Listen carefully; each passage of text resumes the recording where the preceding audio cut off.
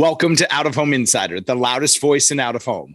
Today's guest is Evan Brandoff. Evan is the founder of LeagueSide, the platform that connects brands with youth sports sponsorship opportunities across the country, making sponsoring youth athletics just as scalable as sponsoring the pros.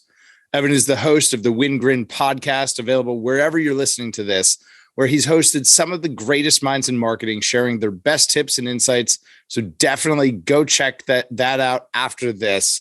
We'll link to it in the show notes below.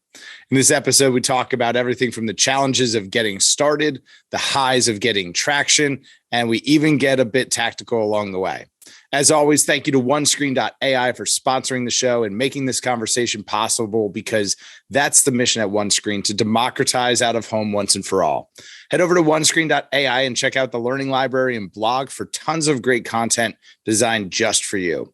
And without further ado, let's go. Welcome, everybody, to the Out of Home Insider Show, a podcast like no other, hosted by the one and only Tim Rowe. Get ready to have some knowledge dropped on you and to be entertained, because nothing's more valuable than food for your brain. So sit back, relax, we're about to dive in as the best industry podcast is about to begin. Evan Brandoff, I was just looking at the YouTubes, and it's been almost 2 years. It's been almost 2 years since we recorded. Has it really? It's crazy to think, man. I was just looking at some statistic thing, some sort of podcast analysis tool, and it said your podcast is in the top 10% of 2,466,719 podcasts. And I thought to myself, well, how the hell is that possible? And what I kind of realized is that most folks just never get this far. They don't get to say, hey, it's 2 years later. How the heck are you? So since I do, Evan Brandoff, 2 years later, how the heck are you? Well, I thought you were where you're going with that. It was because I came on the show 2 years ago That's part of it. And I knew that wouldn't be true. So I'm glad you didn't go there. But yeah, 2 years later, your show is winning awards. I'm honored that you're having me back on the show, and hey, I'm doing well. How are you doing, Tim? I'm doing great. You know what? If the recipe isn't broke, don't fix it. Got us to 100, got some hardware on the shelf, so we're not going to change it up too much.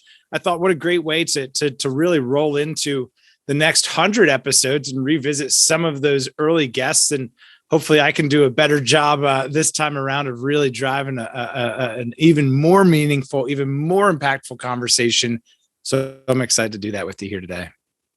I'm excited to be here, and it's been awesome not only watching the podcast evolve, but see what you're doing professionally, changing the out-of-home game in so many different ways. So it's an honor to be back. I'm excited to catch up. And yeah, I'm excited to see where this conversation goes, Tim.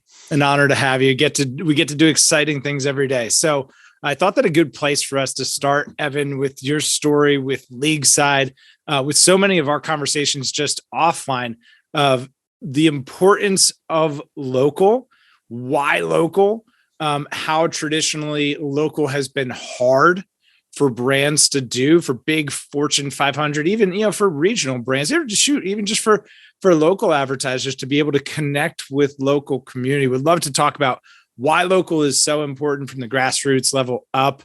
Obviously you've got a podcast now that is just cranking out there. I love listening to, so would love to talk about that at some point, but why is local so important? How did LeagueSide get started as a mission-driven, purpose-driven company to support brands at the local level?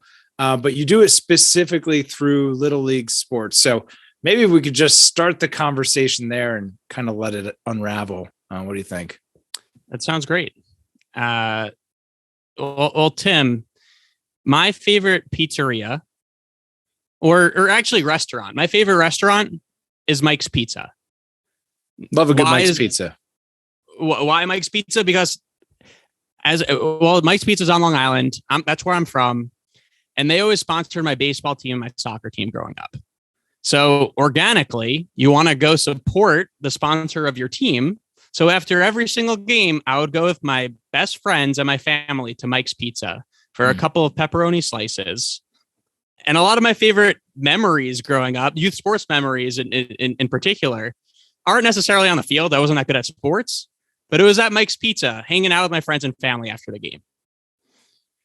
So further, there's a bunch of studies that have been done that the number one factor for consumers when choosing the brands is choosing brands that support them, choosing brands that they trust. I think it's 70% of consumers. The number one factor is choosing a brand that they trust and know.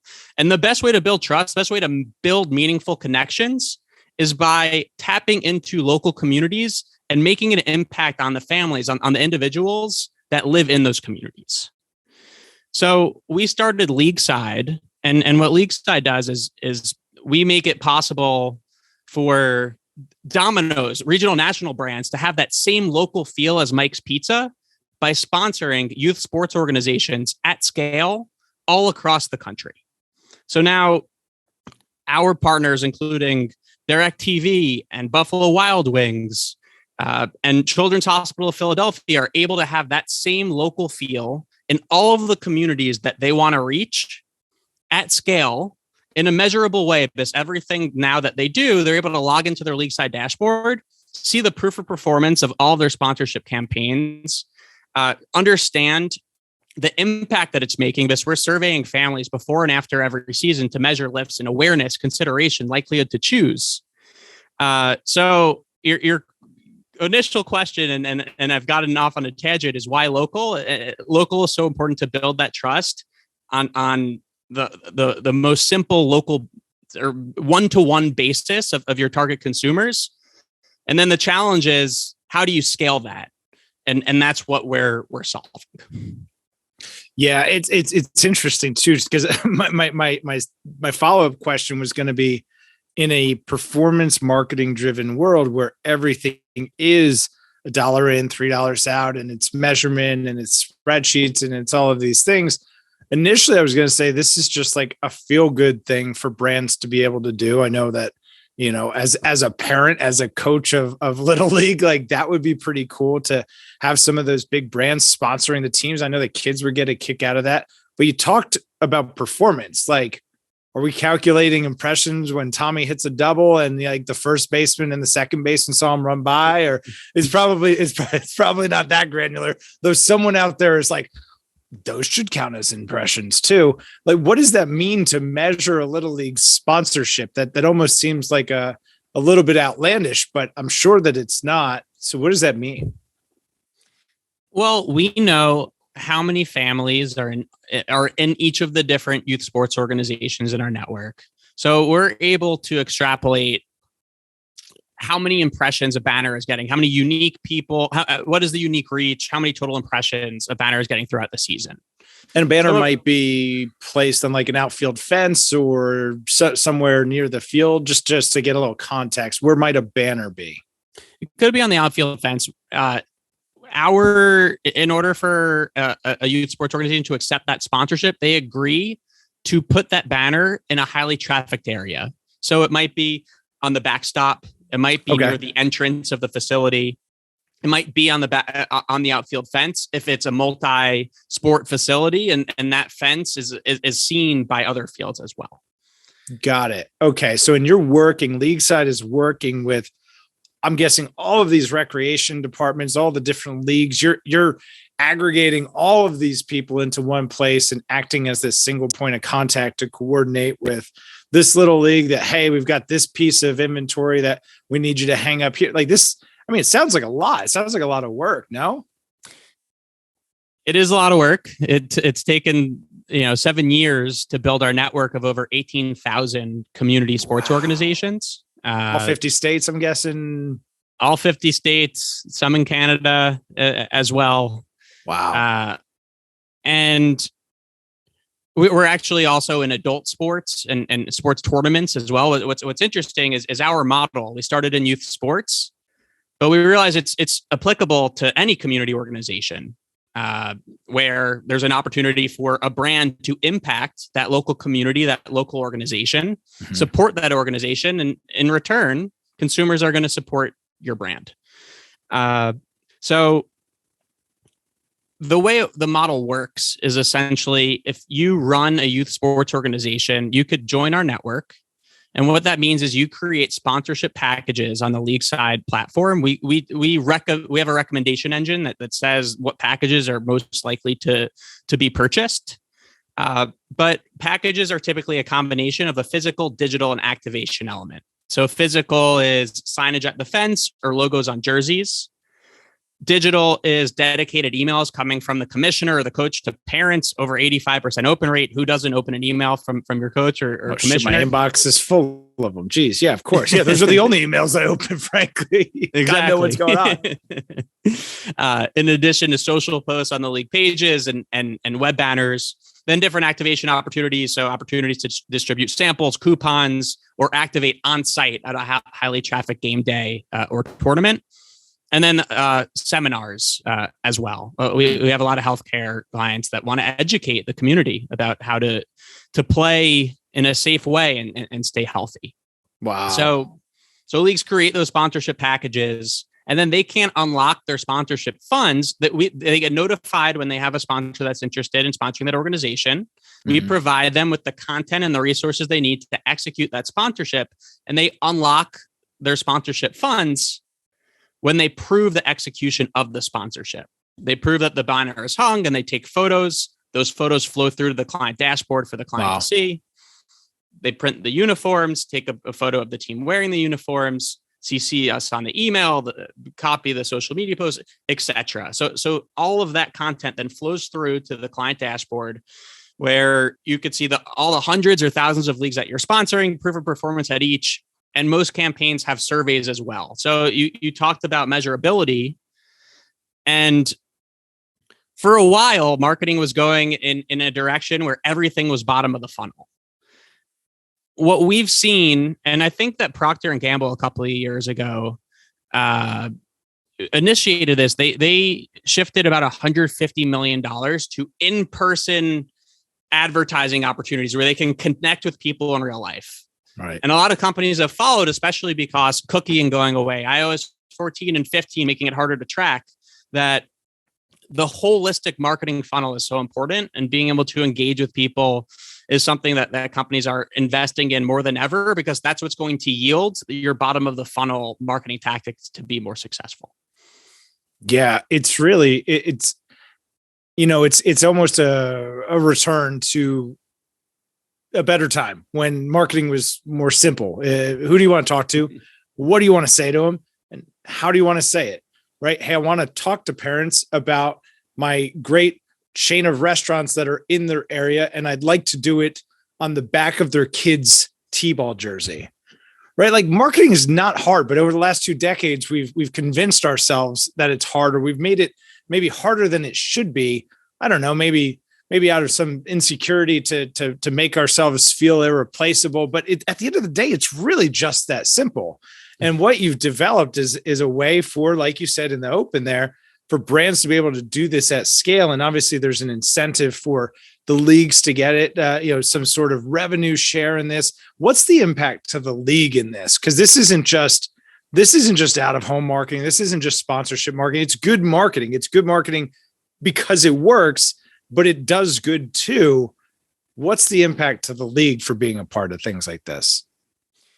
Yeah, so our mission is to give everyone the opportunity to play. Up to half the dollars that we make in every campaign goes directly back to the sports organizations to make youth sports more accessible. It's so important. In the past 12 months alone, north of $5 million have gone back to youth sports organizations. Wow. Right. These aren't monies going to small businesses or, which is a good thing. We had a rev share model at One Screen when we initially stood up a screen network, and we were paying out small business owners for having screens hung up. I know there's lots of folks out there. It's not anything new, but these are like net dollars to the community. This isn't going into the bank account of a business. This is going into a local, like I'm thinking about my son's baseball league here.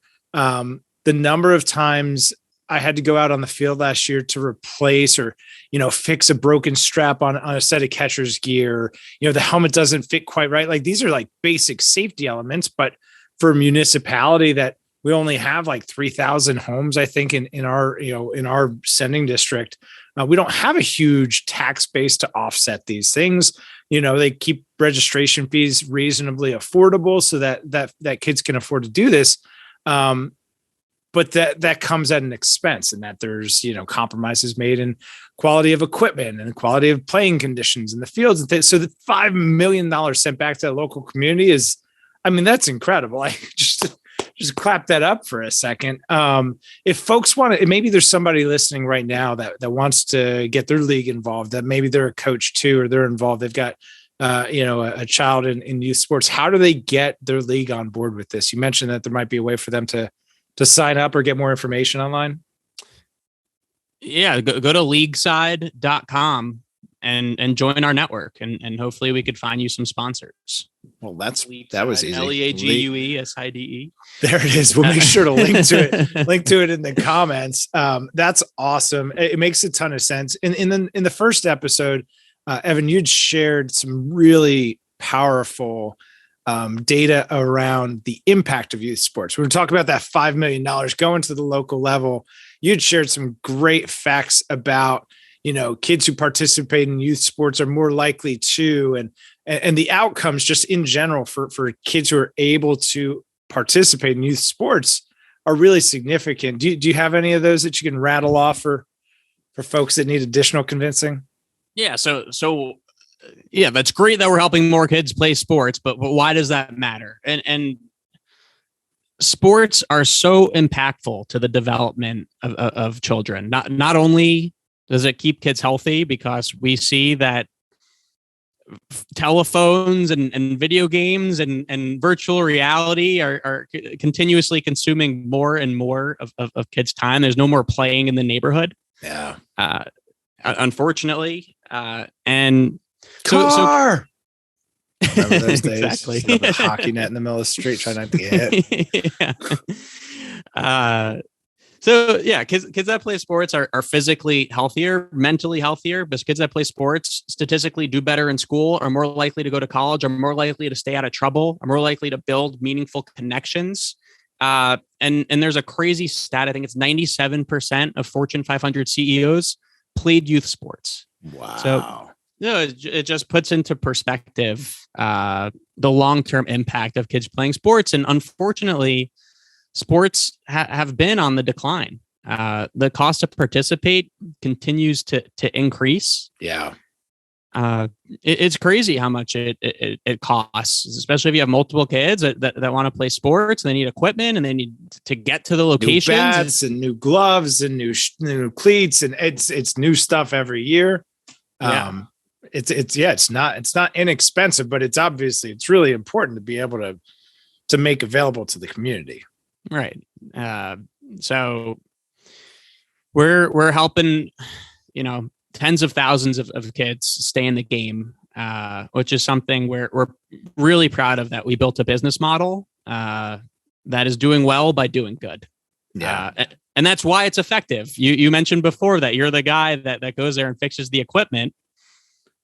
You're the community hero.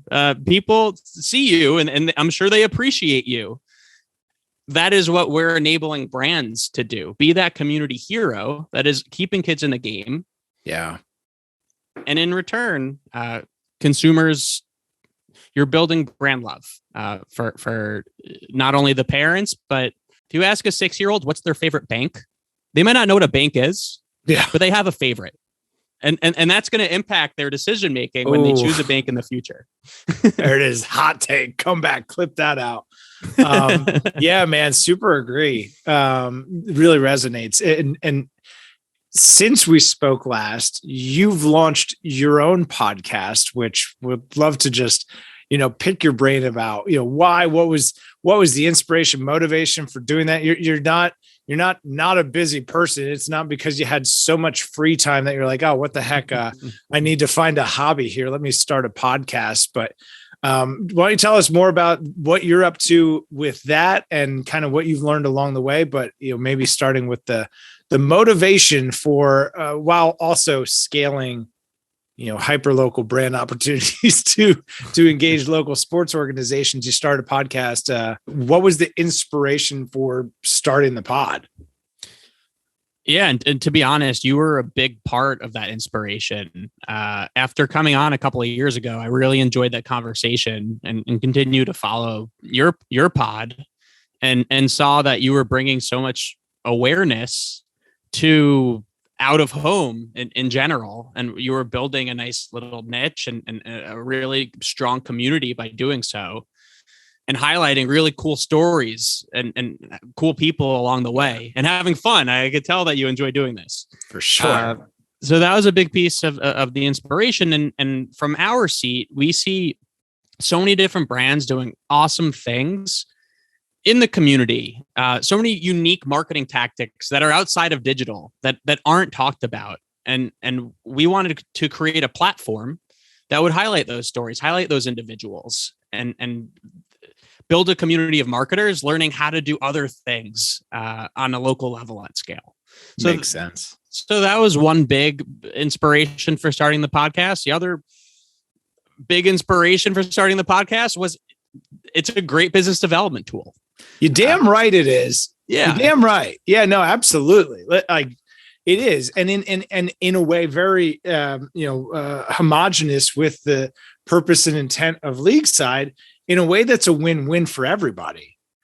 Right. It really is. It's just, I mean, it's crowdsourcing collaboration and meeting new people and just connecting the dots. It's business development on steroids.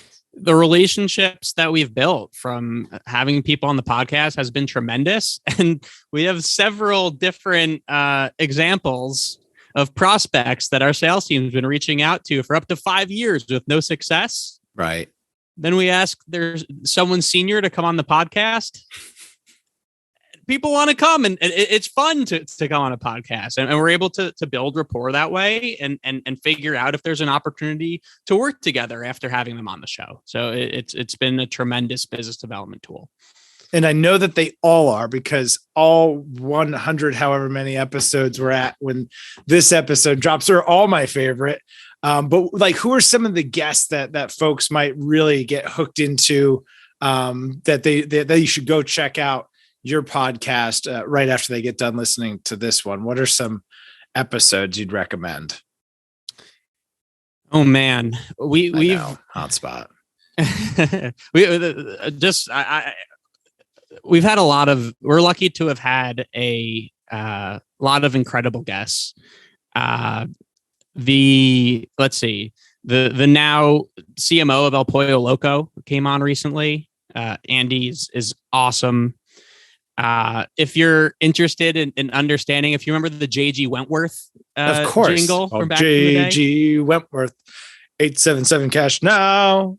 877 cash no. It's iconic. Are you kidding? It's great. Well, Jerry they should Springer ask you for the revised version of that. They might not pay for it, but I'd be happy to do it. But I always wondered, how does something like that come to life, right? Yeah. So we had the former CMO of JG Wentworth come on the show and tell us exactly that. So yeah, it's a wide gamut of guests. There's also for people that are interested in coming on the show, we call it the LeagueSide effect.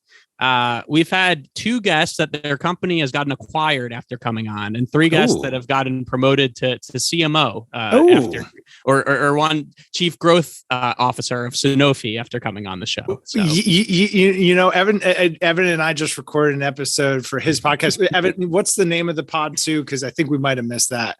It's Wingren Podcast. It's called the Wingren Podcast. Exactly. The Wingren Podcast. We'll have it linked below specifically to those episodes too. You didn't tell me that ahead of time doing the episode. I feel like there's an upgrade in my future now. I'm feeling really good about that. We've got an episode of your podcast coming out pretty shortly, and I'm excited for that because shared a lot of the things that I don't ever get to talk about here. So, hopefully there's some good luck in my future. Yeah, man. I mean, the Wingren effect. Don't deny the Wingren effect. You'll You'll see something good is about to happen. What for somebody that maybe is listening, they're thinking, I want to start a podcast. I think I shared some of mine, origin story on starting the pod on your show, but like, what didn't you know going into it that somebody should know before they start a podcast? And is it as hard to do as people make it out to be? Like, what are just some of the myths and rumors that have maybe been disproven in your mind since you started it? Oh man, I think there's a bunch of things. One, it requires a lot of work. That's a myth, or that's a reality? I think that's a reality.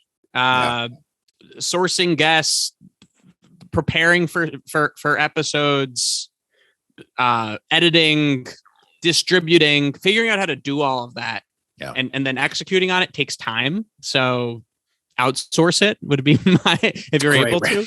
Yes, if you can, definitely do. Yeah, outsource it if you're have the luxury of being able to. But I think most importantly, going in, like what I wish I knew going into it is it takes a while to build a following. And it's just don't start a podcast because you expect it to be the next big podcast in the next couple of months. Do it because there's a business development reason at first, or because you're just really passionate about a certain topic and want to talk to other passionate people. And that will yield success in the long term. Yeah, you know a bit more than that. I mean, I feel crazy giving podcast advice on your show. You're the expert here. It's third-party credibility. It's one thing if I say it, it's different if someone else says it. And just to echo that point, like it's a lot of hard work. And if you're not able to outsource it, picking a single platform to focus on when you're getting started. Initially, I tried to be everywhere: Facebook, Instagram, Twitter, LinkedIn. I didn't know anything about anything. I needed to just pick one platform and focus on it. For me, it was LinkedIn. LinkedIn made the most sense. It's where I could connect with other people in the industry. It's where I could share the content with the most relevant audience in a contextually, not to use the same word a second time because that drives me crazy, but relevant, arena. And I've seen some crazy statistics too. Like 80% of podcasts don't make it past episode 10. So like my number one piece of starter advice is like have 10 in the can before you start. Have 10 guests that are committed and have said yes, and like have 10 before you start. You don't have to have them all recorded, but have 10 before you start. And that, most podcasts fail or they never make it to year 2. So if you can get past episode 10 and you can make it to year 2, you're going to be in a really good place. I was just looking at this before we jumped out. We'll throw it up on the screen here. I don't even know what this was. This was how I was looking up to see when the last time was that we had talked. And I found this site. It's called listennotes.com. And I went to the podcast. I went to Insider here. And apparently, Out of Home Insider is ranked in the top 10 most popular shows out of 2,815,880 podcasts globally. And that's not because we do Joe Rogan numbers and we have 1 million downloads an episode. It's because we made it past episode 10 and we made it past 2 years. It's for no other reason. You have a good following. Well, no, totally. Like it's the community, but like the getting to the top 10% is really just, it's a game of, can you stick in it long enough to build community, to have the first 10 episodes. I went back and looked at the first 10 episodes. I think I did 7 by myself. I couldn't even get a guest. I got James Heller on episode 1. We just recorded episode 100 the other day. But after James Heller, I don't think I got a guest on the podcast till like 10. So like, there's going to be a struggle session. You're going to figure out what your struggle session is, whether it's guests or getting content uploaded, and getting folks to engage with the content. I think the first month it had 3 downloads. It was probably just me screwing things up. So you brought up a great point about leveraging LinkedIn as your platform. It doesn't matter if you have the most interesting podcast in the world. If you don't think through at first your distribution channel. How are you actually going to educate people that your podcast exists, that no one's going to be able to find it? So that's a really good point. Yeah.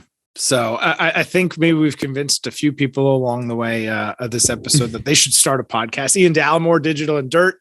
It's exciting to just see more folks, getting into kind of the content game around out of home. I think on the timeline of history, we're going to look back in 2020, 21, 22 as 2006, 2007, 2008 of the internet.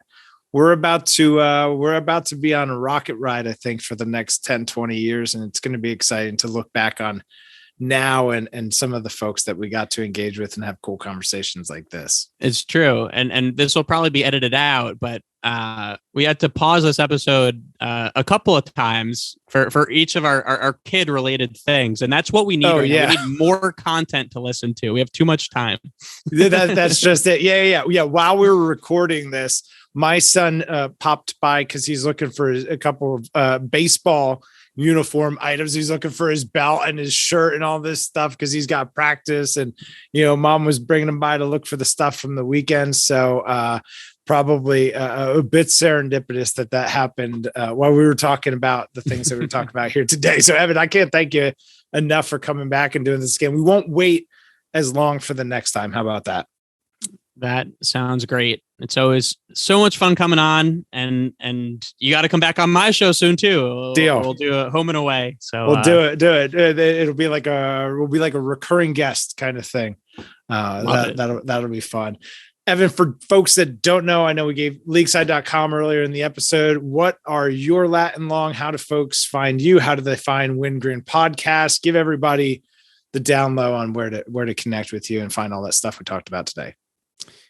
You can find the Wingren podcast on all your favorite streaming platforms. But follow LeagueSide on LinkedIn and myself on LinkedIn. That's my most popular, not popular. That is the platform I use most. It's where he's at. Yeah. Can't talk right now. So I have a 3-month-old, so baby brain is kicking in. Baby brain's a real thing. It's a real thing. So we'll give you a pass on that one. Evan, can't thank you enough for being here. Thanks, Tim. This was a lot of fun. Absolutely. If you found this episode to be helpful, please share it with somebody who could benefit. As always, make sure to smash that. I swear, words. I'm going to get them someday. Smash that subscribe button down in the corner. And wherever you're listening to this on audio, please throw the podcast a follow, and we'll see y'all next time. Quarter century, I finally came to my senses. I finally got my hand up on the tinted Benz, kid. I see the world clear through my tinted lenses. With the dream and the drive, the possibilities endless. Now print that, send this all the way to Tokyo. Take a trip down south, down to Mexico. Next stop, Shanghai, the world-class trade show. First class all the way, cause that's how we roll. Yeah, call us the rock star businessman. Rockin' shows, we handle business, man. We got our own future in the palm of our hands, cause divided